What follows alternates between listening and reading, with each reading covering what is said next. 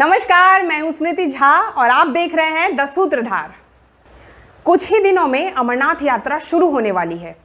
अमरनाथ को लेकर कई कथाएं और प्रसंग हैं। आज आपको सुनाएंगे बाबा अमरनाथ और अमरनाथ गुफा से जुड़ी कुछ रोचक बातें। सबसे पहले जानते हैं अमरनाथ गुफा बना कैसे, क्यों इस जगह का नाम अमरनाथ पड़ा। शिव महापुराण के अनुसार एक बार भगवान शिव से माता पार्वती ने अमरता का रहस्य पूछा। माता पार्वती के हठ के कारण महादेव उन्हें यह रहस्य बतलाने के लिए तैयार हो गए, परंतु उन्हें ऐसे स्थान की खोज थी जहां से अमरता का रहस्य कोई और ना जान सके। किसी और के रहस्य जानने के बाद सृष्टि का संतुलन खराब होने का भय था, अतः वे हिमालय पर्वत पर गुप्त स्थान की खोज करने लगे। महादेव ने एक स्थान चिन्हित कर लिया। तत्पश्चात वे एक एक कर अपने साथ आए गणों को मार्ग में छोड़ते गए। महादेव ने अपने वाहन नंदी को सबसे पहले छोड़ा। नंदी जिस स्थान पर छूटा उसे पहलगाम कहा जाने लगा। अमरनाथ की यात्रा यहीं से शुरू होती है और यह आज अनंतनाग जिले के अंतर्गत आता है। यहाँ से थोड़ा आगे चलने पर शिवजी ने अपनी जटाओं से चंद्रमा को अलग कर दिया। जिस जगह ऐसा किया गया वह चंदनवाड़ी कहलाती है। इसके बाद गंगा जी को पंचतरणी में और कंठाभूषण सर्प यानी नाग को छोड़ा। जिस स्थान पर महादेव ने नाग को छोड़ा उस पड़ाव का नाम शेषनाग पड़ा। अमरनाथ यात्रा मार्ग में पहलगाम के बाद पहला पड़ाव आता है गणेश टॉप। मान्यता है कि महादेव ने पुत्र गणेश को यहीं रुकने का आदेश दिया था। इस जगह को महागुणा का पर्वत भी कहते हैं। इसके बाद महादेव ने जिस स्थान पर पिस्सू नामक कीड़े को त्यागा वह जगह पिस्सू घाटी के नाम से प्रसिद्ध है।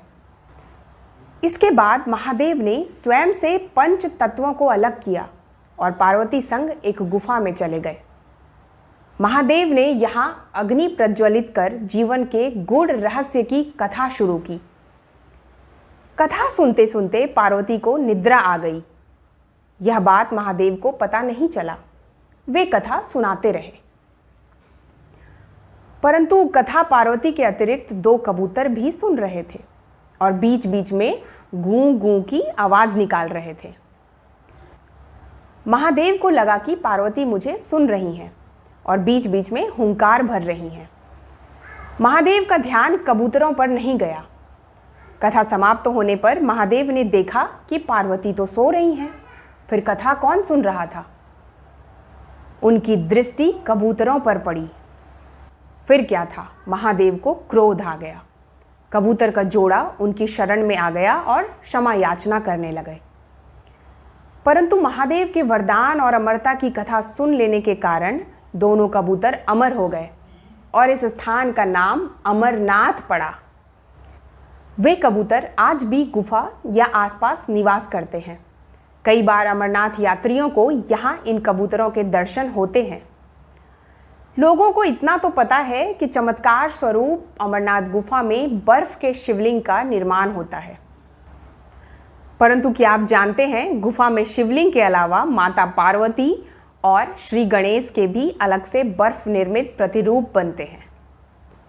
एक अन्य कथा भी है जो अमरनाथ श्राइन बोर्ड के वेबसाइट पर भी मिलता है। कथा भृंगी संहिता के अमरनाथ महात्म्य नामक दशम पटल में मिलता है। उस कथा के अनुसार सृष्टि के इंद्रादि देवता मृत्यु के भय से ग्रस्त थे। मृत्यु उनको भी अपना ग्रास बनाती थी। इससे व्याकुल वे सभी एकत्रित होकर गुफा में स्थित भगवान शिव की शरण में पहुंचे। भगवान ने सिर पर विराजमान चंद्रकला को निचोड़ दिया, जिससे वहां अमृत जल की धारा बहने लगी। वही अमरावती नामक नदी के रूप में विख्यात हुई। अमृत समान जल की बूंदों के स्पर्श से भगवान शिव भी द्रवित होने लगे। देवताओं ने महादेव की स्तुति शुरू की। महादेव ने देवताओं को वरदान दिया कि आप सब ने मेरी प्रेम स्वरूप लिंग का दर्शन कर लिया है, इसलिए मेरे अनुग्रह से मृत्यु आपको छू भी नहीं सकती। तभी से देवताओं को अमर नाम से पुकारते हैं। देवताओं ने जिन लिंग का दर्शन किया था वह अमरेश्वर के नाम से प्रसिद्ध हुआ, जो आगे चलकर अमरनाथ कहलाया।